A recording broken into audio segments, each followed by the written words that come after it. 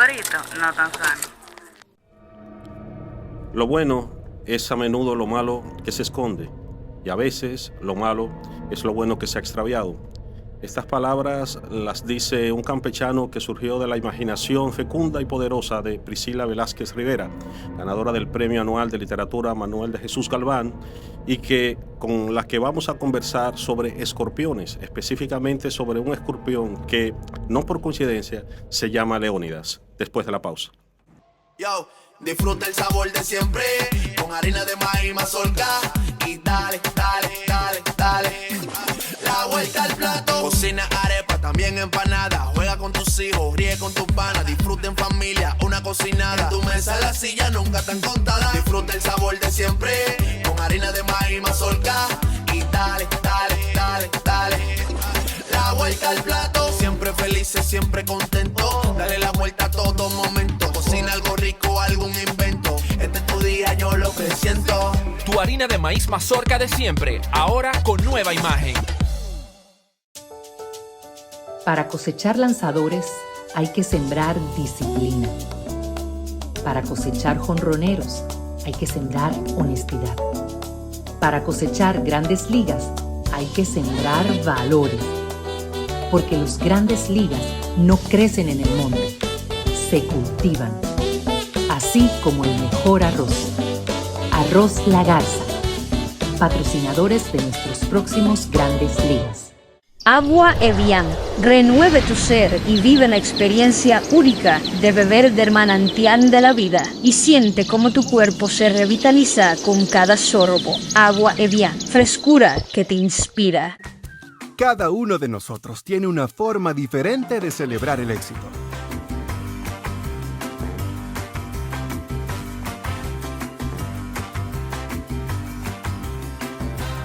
Aprendamos a celebrar los pequeños logros. Porque quien celebra la vida todos los días ya alcanzó el éxito que tanto estaba buscando. Don Pedro celebra todos los días.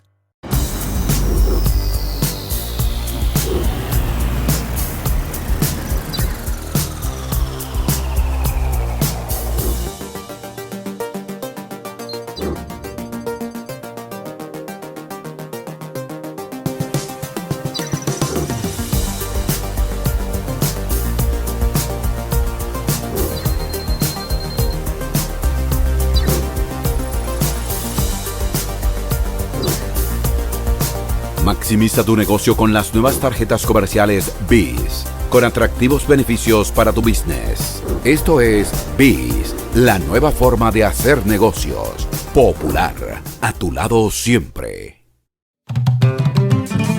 Bao, bao, bao.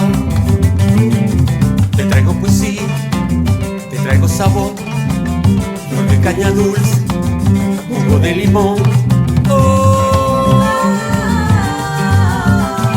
Bao, bao, bao, bao. Bao Radio. Comparte, recuerda darnos tu like y activar la campanita para notificaciones.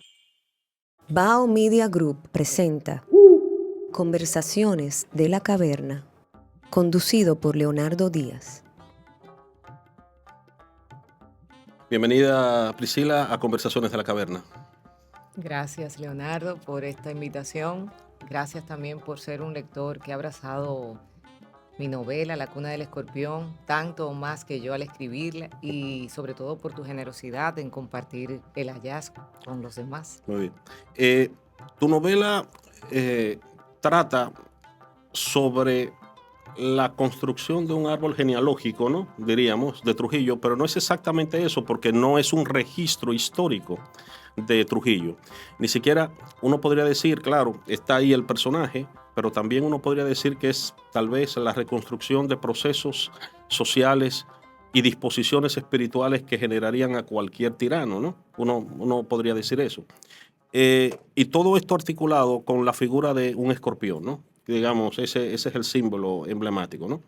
Entonces, cuando yo me encuentro por primera vez con la figura del escorpión, yo pensaba en lo que ese personaje simboliza, por ejemplo, en la mitología egipcia, muy asociado al cambio, pero a mí me extrañó cuando en una entrevista que se te hizo en Bajo Radio dijiste que el trasfondo mitológico del escorpión tenía que ver con la mitología Zulu, y eso a mí me dejó fuera, descolocado totalmente. ¿Cómo es eso? ¿De dónde sale eso de la mitología Zulu, no? Mira, hay mucha mitología en la cuna del escorpión, iniciando por el mismo escorpión.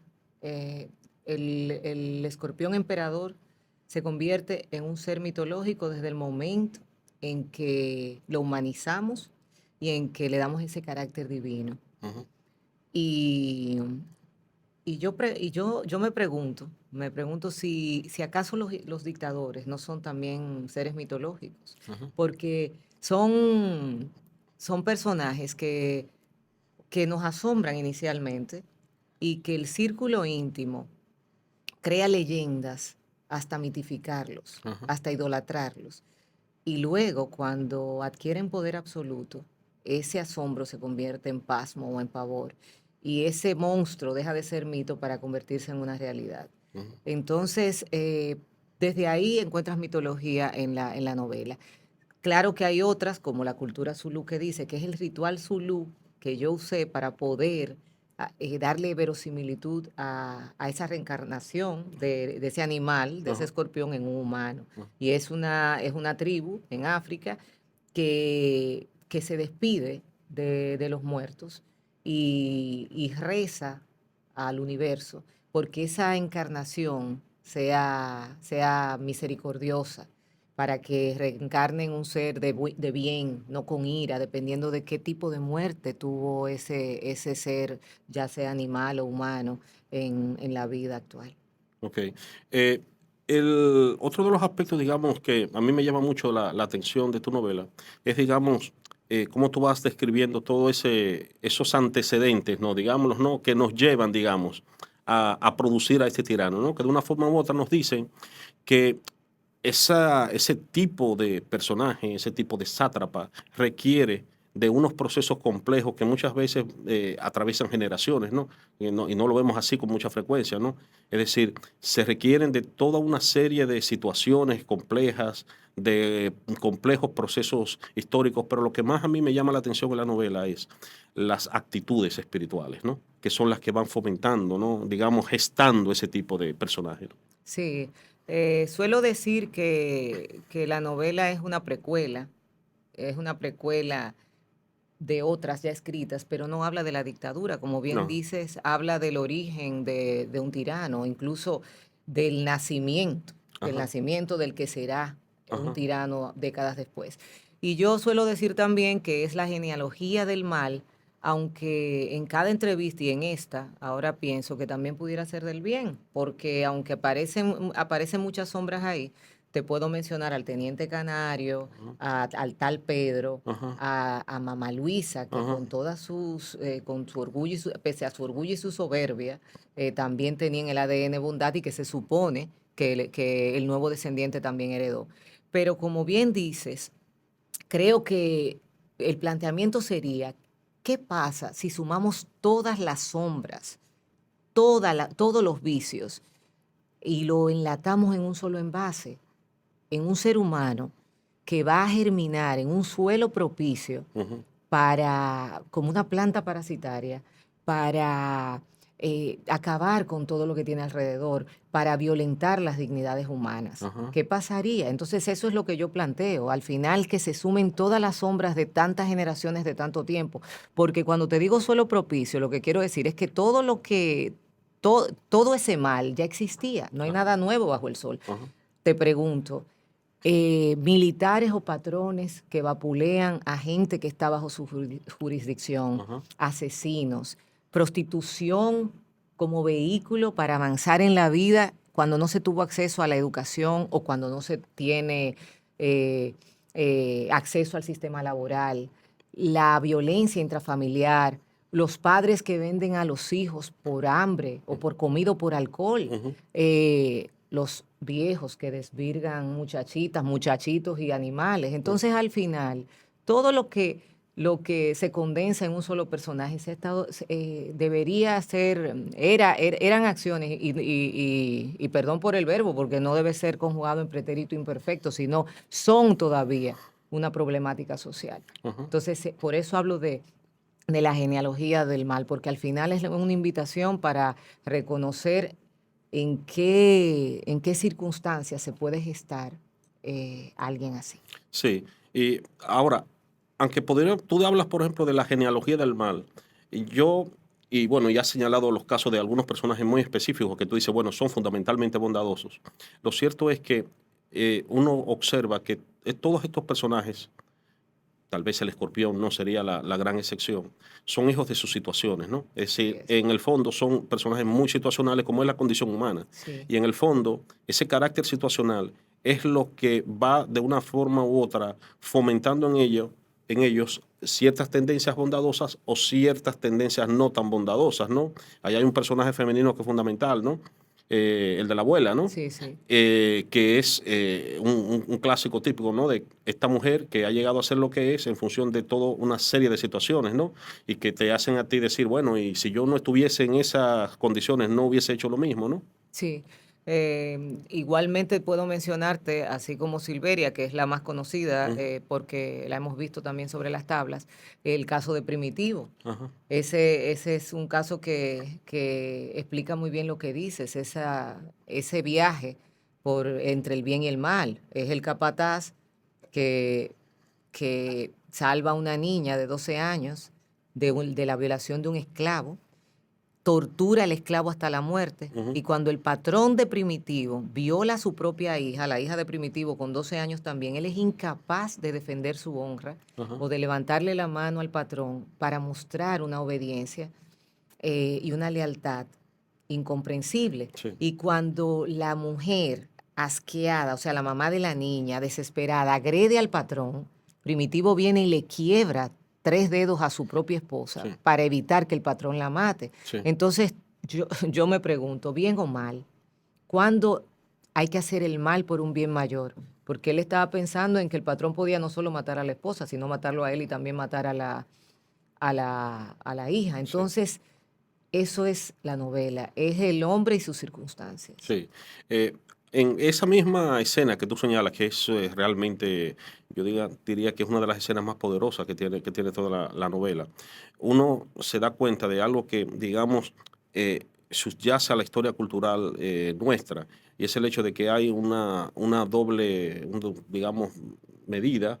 Una cosa es cómo nos relacionamos desde el punto de vista moral con los que están ocupando una posición jerárquica superior, y otra muy diferente es con respecto a aquellos que ocupan una posición jerárquica inferior, ¿no? Y también me hace reflexionar también el problema de lo que son esas disposiciones de la sumisión que hemos tenido históricamente en la sociedad dominicana, y que nos hace muchas veces aceptar situaciones que serían, digamos, inaceptables, ¿no? Y bueno, a mí me recuerda, por ejemplo, aunque, ¿verdad?, guardando la diferencia de objetivos y de estilos, aquella novela de Vargas Llosa, La fiesta del chivo, en el fondo también trata sobre el problema de esa disposición espiritual de la sumisión, ¿no? De cómo alguien es capaz de entregar a su propia hija, ¿no? Claro. Para ganarse el favor del jefe, ¿no? Entonces, un poco toda esa también disposición espiritual incide mucho en el cultivo de una dictadura, en el sostenimiento de una dictadura, ¿no? Sí, yo diría que además de espiritual, la sumisión se hereda, porque el indio que se resistía o que maldecía, se torturaba. Entonces yo creo que también a veces, para evitar una represalia, hemos malentendido nuestra amabilidad. Nosotros como dominicanos somos, bueno, el americano, el latinoamericano en general, pero confundimos la amabilidad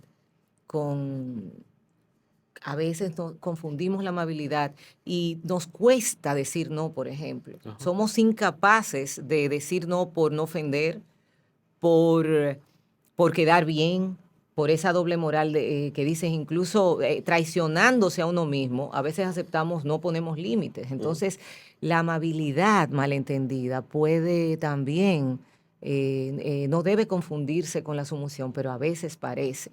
Yo creo que sí, que hay algo que tenemos mucho de sumisos. Otro aspecto a destacar de tu novela es la sensualidad que hay en todas sus páginas. Es una novela que realmente tiene mucha sensualidad en su escritura y no deja de ser una novela que tiene mucha brutalidad, es decir, por lo que trata, ¿no? Por las escenas que describe. Erotismo es lo que más tenemos en nuestras tierras. Sin embargo, una de las grandes paradojas es que siendo sociedades muy eróticas, muy abiertas al sexo, al mismo tiempo somos también sociedades muy reprimidas, sociedades muy, inclusive conservadoras en muchos aspectos, ¿no? Es llamativo esa paradoja nuestra, ¿no? Sí. Imagínate, una sociedad erótica represiva, ¿cómo se goza? ¿Cómo uno puede disfrutar de la sexualidad sin abandonarse? El erotismo no es obscenidad y Ajá. aquí hay un pudor malentendido. Yo pienso que en mi escritura, en mis 2 novelas, hay escenas sumamente eróticas porque yo intento sublimar ese acto instintivo que es el sexo, el más desde todos los tiempos, a través de la palabra. Es literatura además. Y temo, yo escribí la primera novela y mitad de esta fuera de Dominicana y fui muy libre al hacerlo. Y a veces temo que contagiarme de ese pudor que aún no comprendo, porque en esas escenas yo descargo toda mi fuerza, tienen garra, tienen poder, porque lo que busco es la excitación del lector. O sea, eso es lo que quiero, que se excite y que además conmuevan mis letras. Y lo hago de una manera, creo que muy literaria. Sí. Entonces, sí, yo realmente no entiendo ese binomio de erótico represivo. Sí. Bien. Vamos a hacer una pausa, Priscila, y en breve volveremos entonces con otros tópicos de tu novela. Esta es La cuna del escorpión, una novela que narra desde un ser no nacido y que va a elegir cuna de nacimiento, la historia de sus personajes, de los personajes que van a ser sus ancestros, para explicar su origen. Es una invitación a la conciencia de la dualidad de seres humanos que somos. Soy Priscila Velázquez Rivera y te invito a leer La cuna del escorpión. Está disponible en Amazon, en todas las plataformas digitales, en Cuesta Libros y en Editorial Santuario. Muchas gracias. La Yola Borracha se complace hoy en tener a Manuel Chapuzó, a Priscila Velázquez Rivera, a Clara Morelia, a Canek Denis para hablar de esta adaptación de La cuna del escorpión, que ha sido llevada ahora al teatro y pronto tendremos en junio, si mal no recuerdo, una reposición de la obra. ¿Cómo fue, digamos, el acercamiento primero a la obra? ¿Cómo se enteraron de esta novela? ¿Qué tal la primera lectura? ¿Cuáles fueron sus impresiones al principio? Yo estaba en mis aguas, Sí. me encantó el proceso, desde el principio hasta el final. Con esta adaptación que recoge la esencia, o sea, es La cuna del escorpión llevada a escena. Se podría decir que se abre el espectro de la otra historia. Silveria es una mujer que ha tenido que batallar durante toda su vida. Mucho de lo que se trata en la obra sigue pasando en nuestros campos. La Yola Borracha en Bao Radio. Estamos hoy con Priscila Velázquez Rivera, escritora dominicana, y vamos a hablar de su novela La cuna del escorpión, una novela que ha recibido el Premio Anual de Novela Manuel de Jesús Galván en la República Dominicana y que ha sido publicada también por Editorial Destino. Con ella vamos a conversar sobre su literatura. Acompáñennos. La Yola Borracha en Bao Radio. Hola, hola, hola, hola, soy Xiomara Fortuna. Quiero decirles que sigan escuchando Bao Radio. ¿Eso es un corito? No tan sano. ¡Bao Radio! Conversaciones de la Caverna, conducido por Leonardo Díaz. Continuamos en Conversaciones de la Caverna con Priscila Velázquez Rivera, Premio Anual de Literatura Manuel de Jesús Galván. Priscila, decíamos al inicio de nuestro encuentro que tu novela no es un registro histórico, es una novela, es una obra literaria. Y uno de los problemas que tenemos con frecuencia en nuestro país cuando las obras literarias abordan temas históricos o se solapan con temas históricos es que muchas veces se trata de leer como si fuese un documento histórico. Y en ningún momento ese es el propósito de un autor, ¿no? Tu novela no pretende describir hechos históricos, lo que trata es de construir unos sentidos, ¿no? Así es, o sea, esta novela es un retrato de los vicios y de las virtudes de un pueblo con su consecuente moraleja. Mi ánimo es despertar conciencia, de que nos preguntemos si somos cada uno responsables de poner un ingrediente en el plato, un plato que al final nos comeremos todos. Procuremos que no sea veneno. O sea, yo tengo la esperanza de que al final, en la última página, alguien cuando la cierre, cambie o sea el secreto de una reforma y que al final se preocupe por abrillantar la cuna de los que vendrán, de quienes seremos. Sí. Digamos, el personaje este del escorpión, ¿no? Volvamos a retomar digamos, ese personaje central, ¿no? De tu novela. Dice, bueno, uno lo puede ver como una encarnación del mal, pero él dice como de una manera u otra que todos somos él, ¿no? Todos somos él. Sí. Entonces, claro, eso choca a un lector, dice, pero es que yo no me puedo identificar con este personaje, ¿no? Sí. Y en el fondo es como aquel personaje nazi que en una película decía, te reflejas en mí o te identificas conmigo, te puedes retratar en mí, ¿no? En el fondo también, esta novela también choca por eso, ¿no? Porque en el fondo toma un personaje que nosotros asociamos al asco, a lo despreciable, a todo aquello que nosotros vemos como inhumano, todo aquello que nosotros consideramos que es extraño completamente a nuestra condición humana. Y tú nos estás diciendo que hay humanidad ahí o que hay bestialidad en nosotros. Así es. ¿Y crees que no? Yo creo que sí. Ujú. Yo creo que somos dos caras, que tenemos dos caras. O sea, el bien y el mal habita en cada uno de nosotros. Lo que pasa es que hasta que la vida no te pone en ciertas situaciones, hasta que no le ves la cara al diablo, no tienes idea de cómo vas a reaccionar. Hay que ser valiente para reconocer su opacidad, pero opacos somos todos. Lo que sí creo es que hay mucha gente buena, responsable, que reconociendo su opacidad, reconociendo su lado oscuro, prefiere mostrar el lado claro, prefiere hacer el bien. Y ese es el compromiso, esa es la responsabilidad, esa es la esperanza. A mí desde el punto de vista, digamos, filosófico, me interesa mucho esa mirada de que en todos nosotros hay ángeles y demonios. Para mirar fenómenos tan dramáticos como el de una dictadura como esta, que fue tan bestial, ¿no? Pero también para cualquier dictadura en cualquier sociedad o cualquier fenómeno, digamos, del mal. La salida más fácil es decir, un fenómeno como Trujillo es un loco, un dictador, un malvado que llegó al poder rodeado de un grupo de secuaces, maleantes, etcétera. Pero en el fondo nosotros no tenemos nada que ver con ello, es decir, nosotros no tenemos nada que ver con la gestación de algo como eso, ¿no? Y eso es una manera también de, claro, de un poco calmar nuestra corresponsabilidad que tenemos como sociedad en cultivar fenómenos como esos, ¿no? Yo pienso también hay el famoso concepto de Hannah Arendt, la banalidad del mal, ¿no? La idea de que nosotros asociamos con frecuencia el mal solamente a gente malvada, pero realmente el mal puede ser producto de gente cotidiana que sencillamente en su día a día se compromete con tareas que contribuyen a la construcción de un sistema que termina siendo maligno, ¿no? Y eso pasa con una dictadura como la de Trujillo.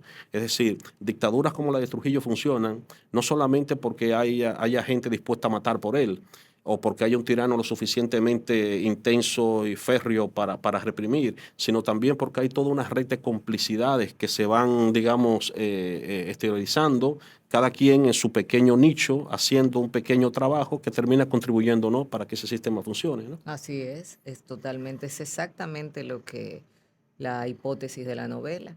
O sea, solo se puede reinar así, solo se puede violentar así en un lugar donde somos, donde de alguna forma alguien lo ha permitido. Entonces, es un llamado a eso. O sea, ¿cuáles son esos ingredientes que cada uno de una manera pasiva, porque no tampoco es que se ha hecho de manera fortuita o medalaganariamente, sino que realmente puede ser hasta con esa doble moral de la que hablamos, de que somos incapaces de poner un límite, de decir no, de ejercer un derecho, empezando por la violencia intrafamiliar en la casa o en una empresa, de decirle al jefe, oiga, usted está equivocado, a mí usted no me habla así, sí. O de poner, o una empleada doméstica exigir los derechos que también le corresponde porque es un trabajo igualmente digno. Desde ahí estoy hablando de ese tipo de cosas, cuando no exigimos lo que nos corresponde, cuando no somos capaces de respetarnos, pasan ese tipo de cosas. Y la idea, digamos, de este escorpión que reencarna, también es, digamos, la promesa de una posible vuelta. O sea, está ahí latente, ¿no? Está latente. Digamos que este mal que nosotros asociamos a una tiranía que fue tan trágica para todos nosotros, la vemos muchas veces como algo lejano. Y no entendemos que ese mal siempre está ahí latente y que puede en cualquier momento emerger cuando las condiciones están dadas, ¿no? Pero fíjate, en otros países no muy lejanos, o sea, y no son anacronismos. Sí.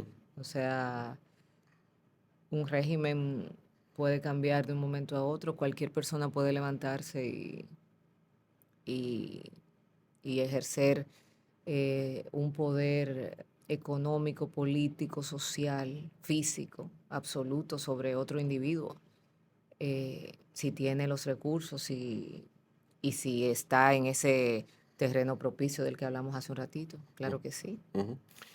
Tu novela ha circulado bastante, la has promovido, la has llevado allá afuera de nuestro territorio.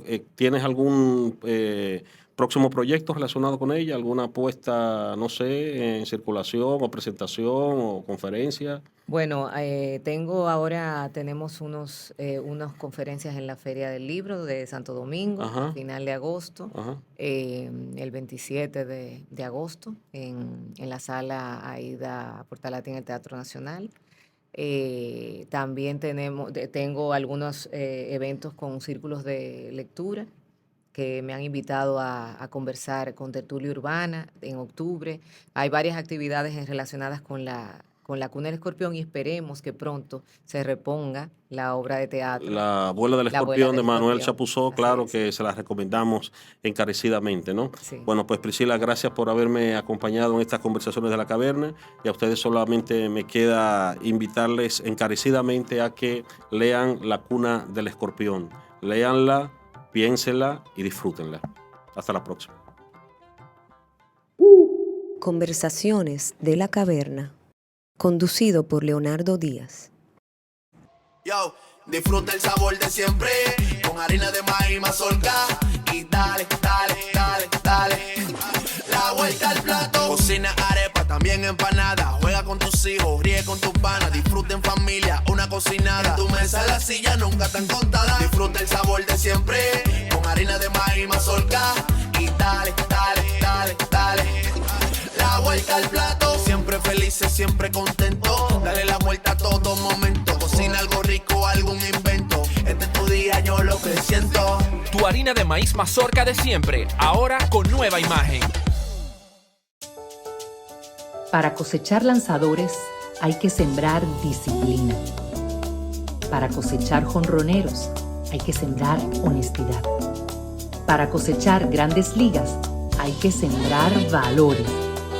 Porque los grandes ligas no crecen en el monte, se cultivan.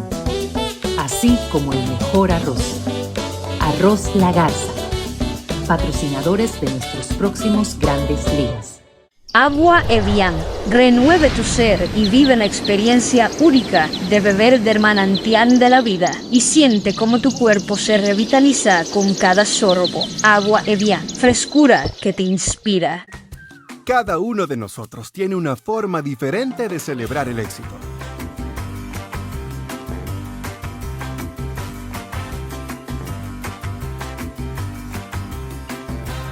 Aprendamos a celebrar los pequeños logros.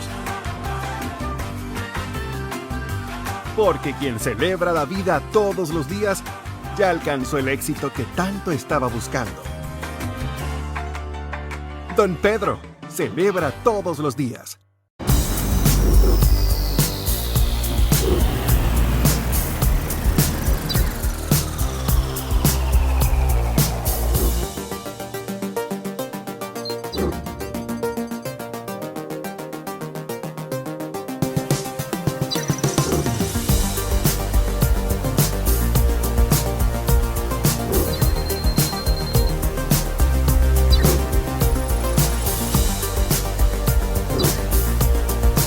Maximiza tu negocio con las nuevas tarjetas comerciales BIS, con atractivos beneficios para tu business. Esto es BIS, la nueva forma de hacer negocios. Popular, a tu lado siempre. Bao, bao, bao. Te traigo poesía, te traigo sabor, nueve caña dulce, jugo de limón. Bao, bao, bao, bao. Bao Radio. Comparte, recuerda darnos tu like y activar la campanita para notificaciones.